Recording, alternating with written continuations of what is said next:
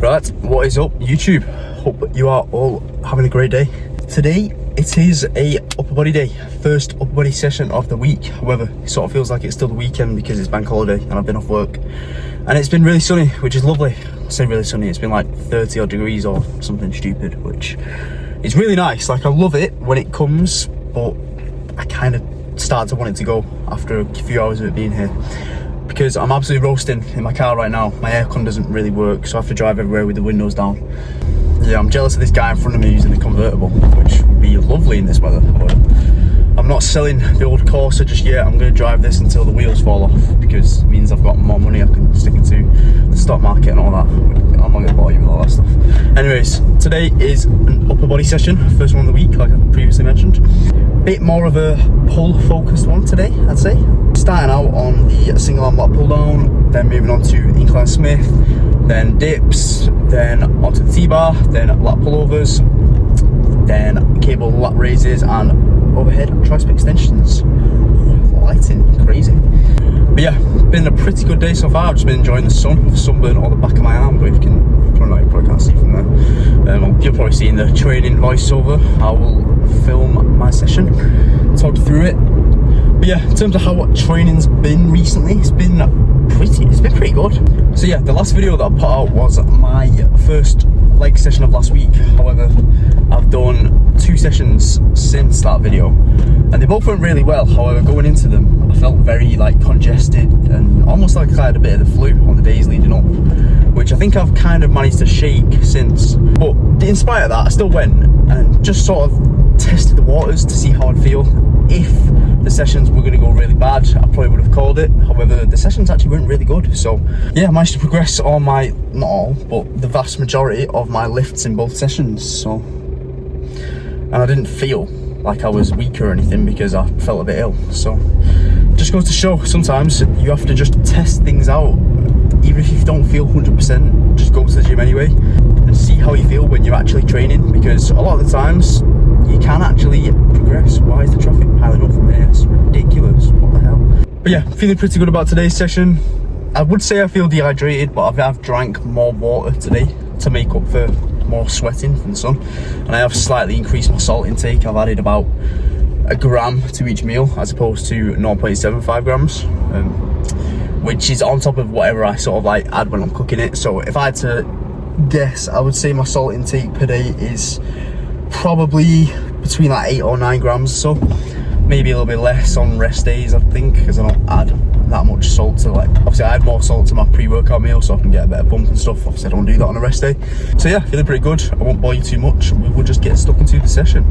Adios. Alright, starting out with the single arm cable lat pull down as I normally do, and as I have been doing it recently on the Nautilus cable with this little mini half bench little setup thing, which is actually really good. I'm much preferring it doing with this mini little bench compared to doing it with the normal bench, because I find with the normal bench it kind of gets in the way of your elbow and it's just a bit in the way, whereas this one, it literally sits perfect. You can kind of pull yourself into it as well and brace really hard against the bench, which helps a lot when it comes to stability and just getting more power output through your lat. Just doing the 3 sets as I normally do on here. However, I'm only showing you 2 because the 3rd set is a high rep set and we'll end up being here all day if I watch that through. So yeah, felt pretty good. I've been doing this with a bit of more of an upright posture as opposed to really pulling myself as far forward as I previously have done, which I would say it feels better. I guess that's how most people tend to do it, but I do find that I can just really connect better with my lat when I do, I guess, pull myself further forward into it. And just regardless of how I do it, I keep my elbow further in front of my body, but I find if I pull myself further into it, I can just keep my elbow further in front of my body as opposed to dragging it back as much with the upper back when it gets hard. So I think I'll just keep pulling myself in going forward. Also, when I am doing this exercise, or any single arm lat biased exercise in particular, whether that's a pull down or a row on a machine, I always make sure that I place the leg that is on the same side as the arm that I'm pulling with further forward than the other leg. This is because I can just generally get more power and more stability through the working lat when I do that. I used to do it the opposite way, where I would have the opposite leg to the arm that I'm leading with further forward, and I noticed as soon as I switched over, I think I switched over because I saw Kuba make a video in it or something, and straight away as soon as I switched over I noticed I was pretty considerably stronger, which, so I think I had like the same weight on, but I got like an extra 4 or 5 reps, and I was like, holy shit, I'm sticking with it this way. And you just feel more stable in general when you just keep everything through that side. When it comes to an exercise like this one in particular, where you're not, I guess, pushing your feet against anything, it doesn't necessarily matter as much.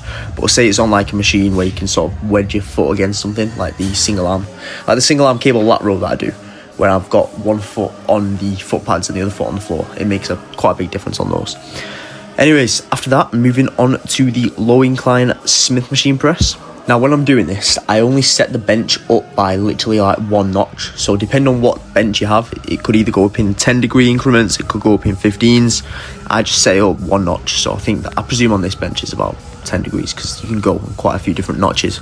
But the reason I do it on this angle is because in past, when I have done it on a higher angle, like let's say 30 degrees or, well, 30 degrees is pretty much still bang on my chest, but 45 degrees or upwards, I'm just feeling it completely in my front delts, which is not a bad thing. Obviously, you do want to grow your front delts, you do still want to grow your shoulders, and it will still incorporate your upper chest. But for me personally, I've not found any angle that lights up my upper chest anymore and that I can get as good of a connection with than literally just one notch up from the bottom.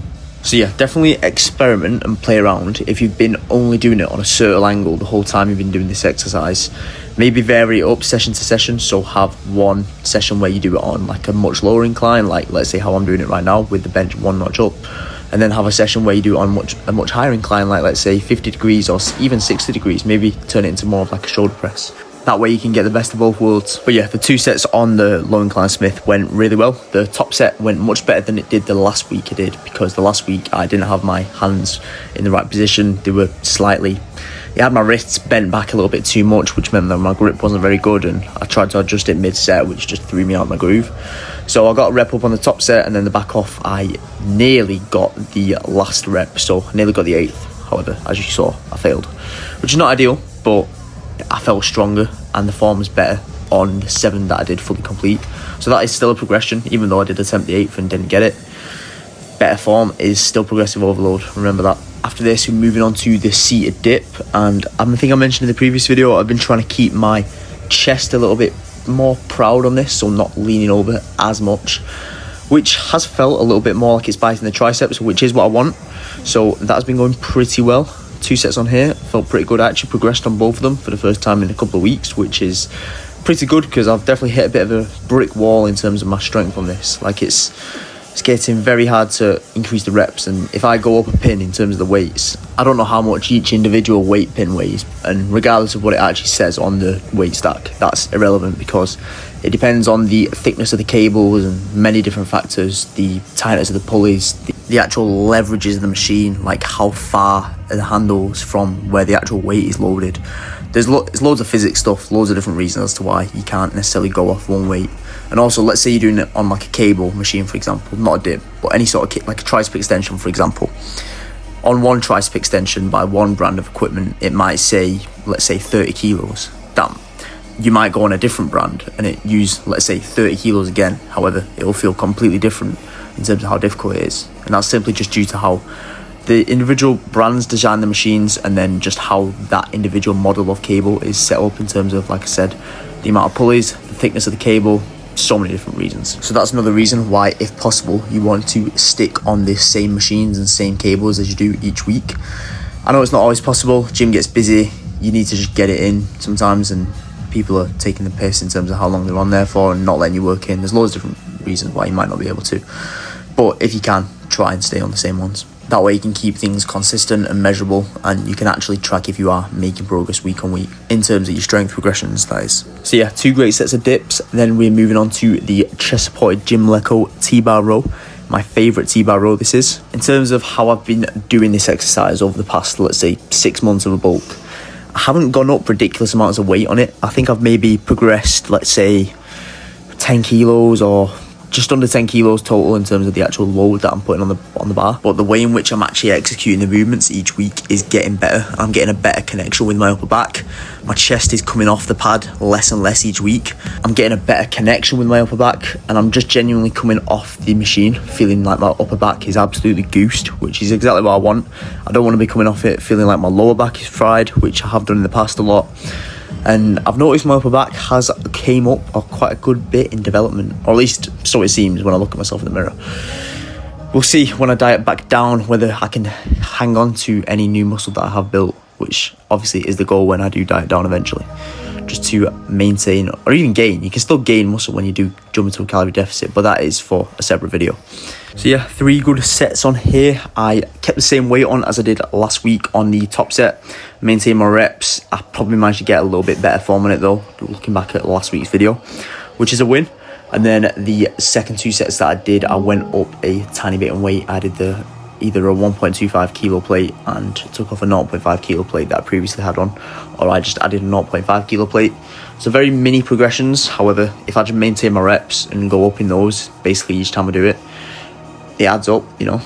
And if you keep your form the same, for a natural person at my, I guess, level of expertise when it comes to this stuff, that's pretty good. So happy with how they all went, all 3 sets. But then moving on to the cable lat pullovers. So 2 sets here. And in terms of the amount of reps that I'm doing the same way as I have been doing in the last couple of weeks. However, the actual number of reps that I've been getting has been a little bit less because I have tweaked my form and my actual positioning in terms of my elbows and stuff on here. When I have done it in the past, I used to do it with my elbows like pretty much on the outsides of the pads. As you can see here, they're very much on the insides. In fact, they're pretty much half on, half off. And that's because I really want to try and keep my elbow as close to my body as I can, so I can actually fully contract the lat. When I keep my elbows too wide, I'm not really biasing the lat as much as I could, which is what I want to do on a lat pullover. And even though it does mean that I was getting a few less reps than I have done in the past, it doesn't matter because I'm placing more tension on the lat by doing so. And I've also been focusing on trying to keep my chest up a little bit more as opposed to allowing it to sort of sink in and turn it into kind of a bit of like an ab crunch movement, which is not what I want for the lats. I want to keep my chest proud and get the full range of motion out of it. So they felt good. We're then moving on to the 3 sets of my favourite shoulder exercise, the lying cuffed cable lateral raise. And all 3 sets on here went pretty good. I got the same amount of reps on my first 2 sets and I went up half rep, so I managed the full 14 on the 3rd set, which I'm very happy with because I'm keeping my execution and my tempos in terms of how fast I'm bringing the handles back down towards my knees and then pausing in like each end of the movement. So at the top where my shoulders are fully not locked out, but when I've got basically as much of a contraction as I can get, and then pausing in the bottom when I'm in the most stretched position of this movement. And this is definitely a mistake that I have made in the past, chasing the same rate of progression in terms of, I guess, reps and weight on your very small isolation exercises such as single arm cable lateral raises or even things like bicep curls, trying to chase the same speed of progression on those as I did on, let's say, bigger compound movements, so trying to get like a rep up each time or go up in weight by the same kind of weights as I put on a compound movement. That's just very unrealistic given the fact you are using less muscles at one point, therefore you by default will be able to use less load provided you are being accurate with it. In the past I would chase getting the numbers up and let my form go to pretty much absolute shit.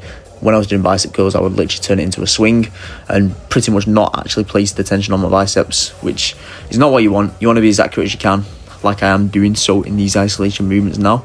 The tension is pretty much going solely through, in this exercise, the cable katana extension. It's going solely through the tricep. And then the prior one, the lying cuff cable lateral raise, it's going solely through the deltoid. And by keeping my execution a lot more dialed in on these isolation exercises, I've noticed my elbows have felt a lot better. And the most important part, these muscles have actually grown more than they have done when I've been using shit form just to get extra weight up. So yeah, write that one down. And yeah, that is the session. Just finished that off there with 3 sets of the cable katana extensions. If I had to rate the session, I would probably give it a 8 out of 10. Felt very good, especially in the heat. Definitely made it harder, but doesn't matter. Still got it boxed off. Right, quick physique update. See how the rig is looking. Follows a fucking house today. It's pretty sick.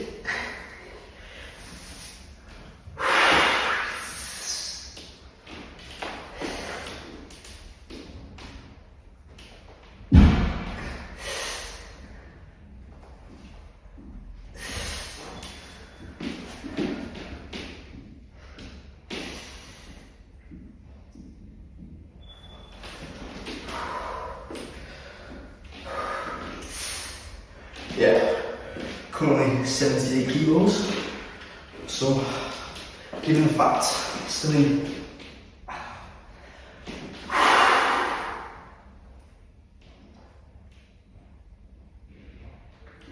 Given the fact I'm still in okay condition, I think got the green light to keep bulking up. Right, yes guys, hope you're all good. As you can see, just finished up upper and finished that off with a few little poses in the posing room. I only really had like 2 minutes to fire off. Quick little physique update, so wasn't anything special, but as you can see by the video, I'm still in okay condition for, well, I mean, I'm not too much heavy. I mean, I'm literally like, what, 10 kilos up from my stage weight, so I'm not even that heavy really, but training performance has literally never been this good. I feel like I'm the biggest I've ever been, even though I'm not the heaviest I've ever been, which is a good sign. And everything feels great. Training's going really well. My training execution is definitely the best it's ever been, and that's something that I have placed a big priority on this off season, essentially. Just not shithousing my form on things and really trying to actually stay on the target muscle, even if that means I'm using less weight. But what I've noticed is my strength has rebuilt, but in the actual way that I should be executing the movements in order to bias the target muscles. Like, take my Smith machine press for example. I'm nearly at like the same weight that I would have done maybe in the past, but this time around I'm actually just doing it way better. Like, I'm actually placing the tension on my chest as opposed to just on my front delts and triceps and fucking letting my ass come flying in the air each rep. So you might not always be able to tell by a video, but I can just tell by the way it actually feels when I'm doing it. Like, I can actually feel my chest contract with each rep, which I know feel isn't everything per se, but when it comes to bodybuilding, it kind of is to an extent. Like, if you're not actually feeling the target muscle working, there's probably something wrong. You shouldn't chase the feel, but if you have everything set up properly in terms of your actual setup of the machine or bench or whatever exercise you're doing, you should just get like a really good pump and a really great connection by default. So that's one thing to pay attention to. Anyways, just ticking off last like 500 steps or so while it's still nice and warm out. I love doing steps when it's like this. It makes me feel like I'm back on holiday, which is very nice. But yeah, I'm just gonna get home and eat my post-workout meal, then get to bed because back in work tomorrow. So yeah, catch you in the next video. Adios.